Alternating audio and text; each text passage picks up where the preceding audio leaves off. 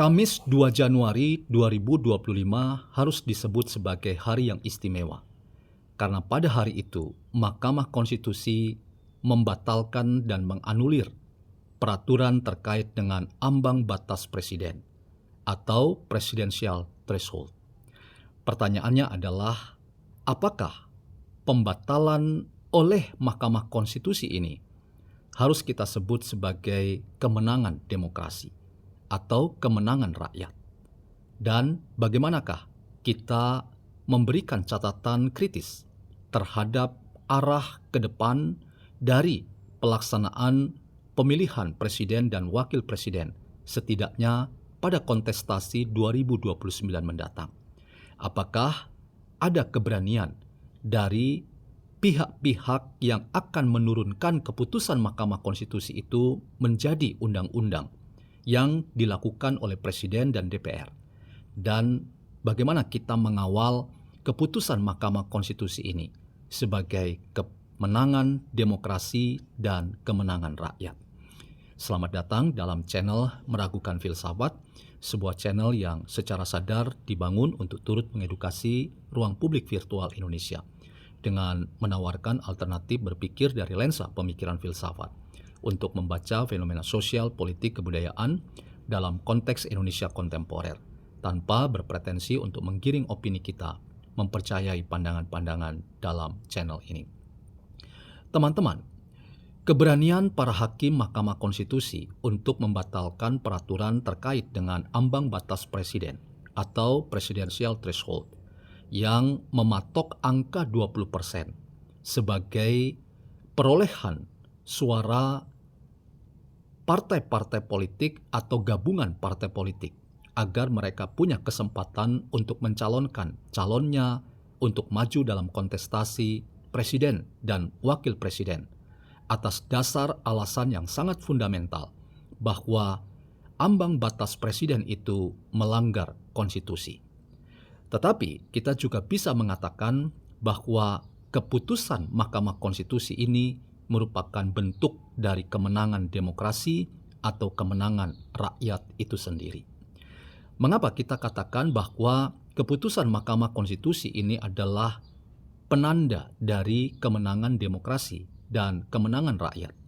Oleh karena rakyat sebagai pemilik suara itu sebetulnya sudah resah oleh karena tersandranya hak rakyat untuk memiliki alternatif dari gambaran-gambaran para pemimpin yang akan mewakili mereka ketika mereka nantinya menjadi pemimpin, dalam hal ini menjadi presiden dan wakil presiden. Rakyat punya hak untuk menentukan siapa pemimpin mereka, siapa presiden mereka, dan siapa wakil presiden mereka. Selama ini dianggap bahwa ambang batas presiden itu membatasi hak rakyat untuk bebas menentukan pemimpin-pemimpin mereka. Oleh karena partai-partai politik telah menerjemahkan bahwa siapa yang maju menjadi calon presiden dan wakil presiden adalah mereka-mereka yang direkomendasikan oleh partai-partai politik atau gabungan partai politik yang punya perolehan suara 20% ke atas. Inilah catatan yang menjadi pertimbangan para hakim Mahkamah Konstitusi ketika mereka membatalkan peraturan terkait dengan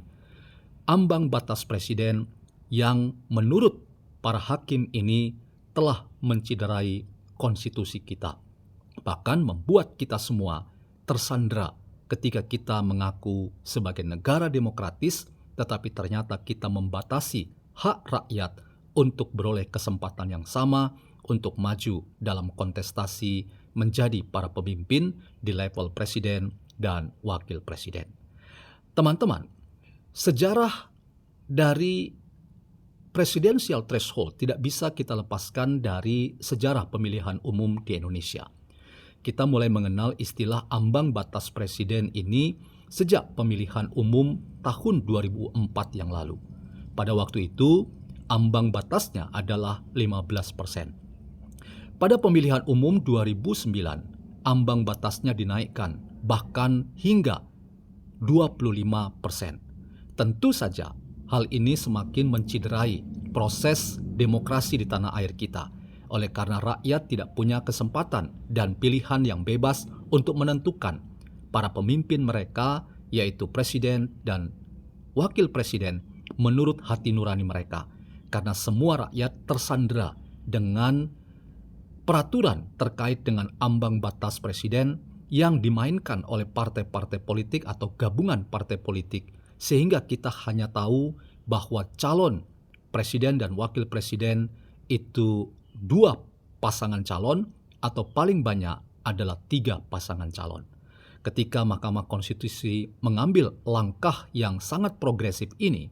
dan tentu mengembalikan marwah dari rakyat sebagai pemilik suara dan mengembalikan kekuatan konstitusi, dalam hal ini isi dan nilai dan makna dari Undang-Undang Dasar 1945, kita selain mengapresiasi, tetapi langkah Mahkamah Konstitusi ini harus kita katakan sebagai kemenangan demokrasi dan kemenangan rakyat itu sendiri. Kita tinggal mengawal bagaimana agar keputusan Mahkamah Konstitusi ini tidak dikangkangi dan tidak dikooptasi oleh kepentingan-kepentingan, dalam hal ini para pembuat undang-undang yang akan menurunkan menjadi peraturan-peraturan teknis seperti presiden dan DPR yang sekali lagi punya kepentingan terkait dengan siapa yang akan maju dalam kontestasi pemilihan presiden dan wakil presiden. Memang ada catatan kritis yang sudah disampaikan oleh para hakim Mahkamah Konstitusi agar undang-undang yang nanti diturunkan setelah keputusan Mahkamah Konstitusi ini harus memastikan bahwa siapapun yang maju dalam kontestasi presiden dan wakil presiden tidak dibuka seluas-luasnya, sehingga kemudian kualitas dari calon yang maju dalam kontestasi pemilihan presiden dan wakil presiden itu menjadi diabaikan atau menjadi rendah. Inilah titik kritis kita untuk terus mengawal agar jangan sampai siapapun yang akan menurunkan keputusan Mahkamah Konstitusi ini terus memainkan drama-drama politik dan orkestrasi politik yang justru menciderai semangat yang sudah diusung oleh Mahkamah Konstitusi agar rakyat sebagai pemilik suara itu